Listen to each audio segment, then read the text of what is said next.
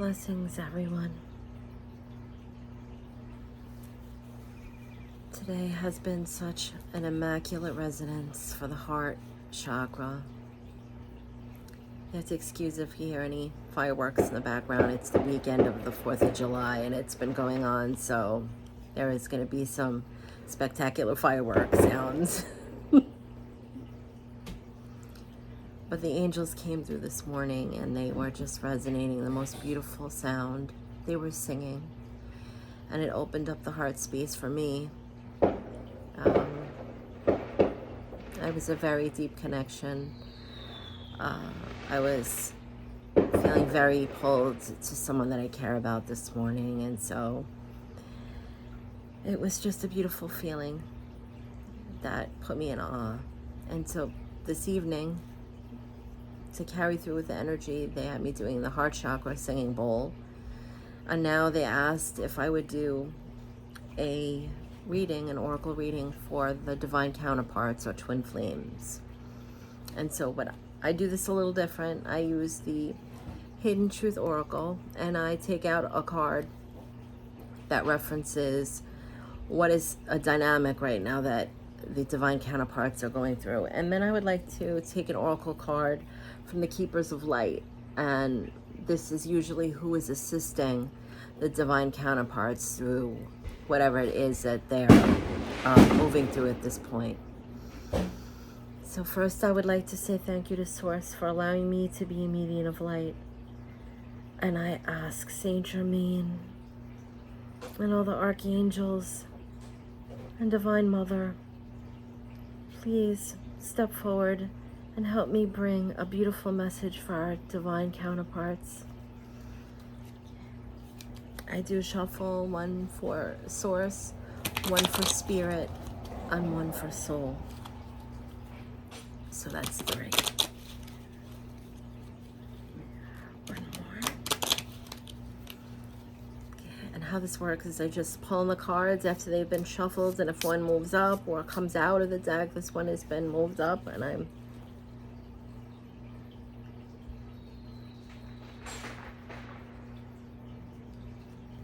well, sometimes it's not always the message that we want to hear, but it seems like the dynamic right now is we need to let each other go.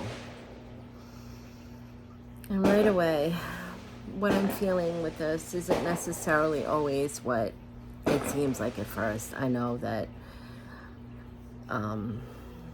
there's this predisposition that we hear about through a lot of different avenues, that the divine counterparts have the runner and the chaser, or that the divine union is one soul. And I have to be honest, what I get when they come through is a much different dynamic when it comes to the divine counterpart, and it doesn't seem to resonate with what a lot of the other communities or spiritual teachers speak about. So I understand if this doesn't resonate, but I ask that you keep an open mind and perhaps just allow yourself to feel if any of it resonates. And so what they're saying right now is that we have all moved into this space where we're so focused on the 5D and the divine union, and that we have to go within, do our self-work and all these things in order to find our divine counterpart. But what I'm being shown and told is there's this unsaid rule that's being put out there that it is this certain way, and it's not. That there's many different aspects to this, and that the divine union and the divine counterpart are not one soul. They are a sacred space that's interwoven and held and nurtured from Source. That they are two fragments of the same oversoul of Source. And they've shared many, many lifetimes together. But they always carry the same mission. And so that's what they're explaining, is that sometimes because the mission is the same, especially when they remember each other,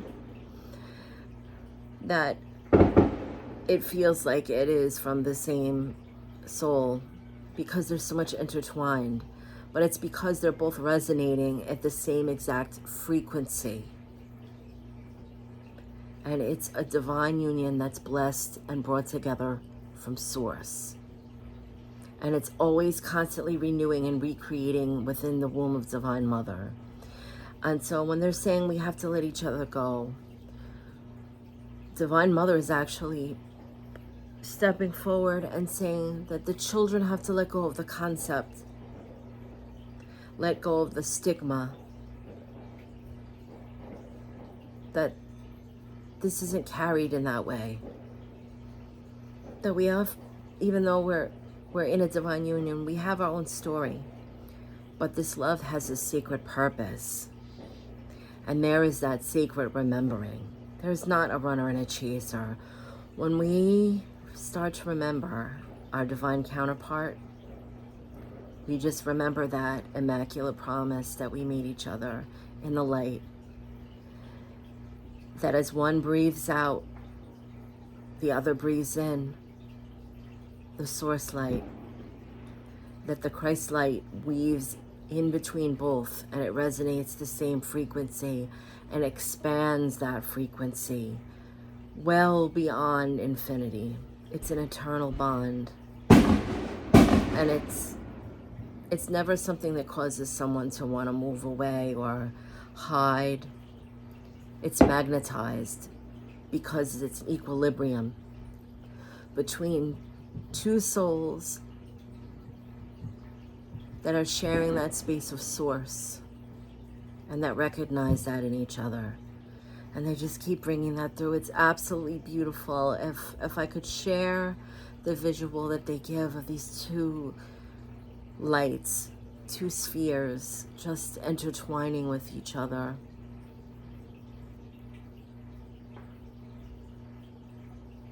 And as one breathes out, one breathes in. And it's a sharing of the source. And the purpose is so strong and so beautiful that drives them.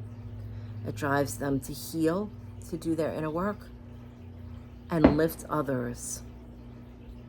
And that's why they call it the divine union. Because we cannot be the same soul to have a union. And we cannot be the divine counterparts. It's counterpart. We're all fragments of source here. We recognize God in ourselves. And that divine union just speeds that up. There's that remembering, there's that imprint. And that when they come together in that moment in time, they're interweaving that between each other. So there's no fear in that. And so that's what they want to make sure that comes through very strong.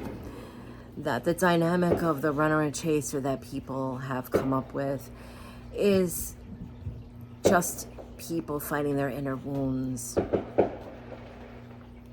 And the sharing of one soul. They say that that's just us recognizing the source light in each other. We look in each other's eyes, it's completely magnetized. There's something about the eyes. We say that's the gateway to the soul. That's also the gateway to that promise, the sacred union, the eternal flame. There's a fire, a special light in the divine union's eyes. And when they see that, it's like everything comes to the surface and they remember. It feels natural. It feels immaculate. There is never pain with this. There's never suffering. And so this one is the Keepers of Light Oracle. And I would like to take a card from this one. They're asking me to take this one. And this is who's working with them. Mercury, open communication. Get a weight off your chest and speak up with love and be heard. And so this is beautiful because this is the blessing of the communication. And it's not always, I know that they're bringing this up, it's not always easy for the telepathy, the way we have the ideal of that. Because what they're saying is, it's not always telepathy where they're finishing each other's sentences or they're talking to each other in each other's head. because when there's a divine union, there's also a very powerful mission, and sometimes the divine counterparts are channeling, or they're being guided, and so that has to stay clear. Any communication is from the heart space. It's a feeling, it's a knowing. It's like the DNA is lighting up, and there's just this inherent knowing.